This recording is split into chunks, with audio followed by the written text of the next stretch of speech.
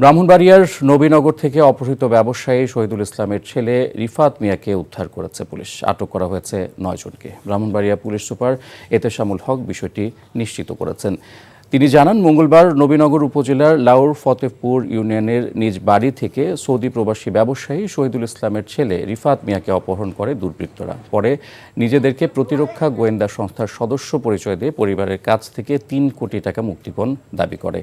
এ ঘটনায় পরিবারের পক্ষ থেকে থানায় কামাল মিয়া নামে একজনের নাম উল্লেখ করে অজ্ঞাত আরও ১৫ জনকে আসামি করে একটি লিখিত অভিযোগ দায়ের করা হয়। গতকাল কসবা ও নবীনগর থানা পুলিশ যৌথ অভিযান চালিয়ে কসবা রেল স্টেশন থেকে রিফাতকে উদ্ধার করে। এ ঘটনায় আটক করা হয়েছে ৯ জনকে। বান্ডেল থাকলে প্রতি সেনমানিতে টাকা বাঁচবে। বিকাশ সেনমানি বান্ডেল কিনে জিতুন প্রতি লেনদেনে।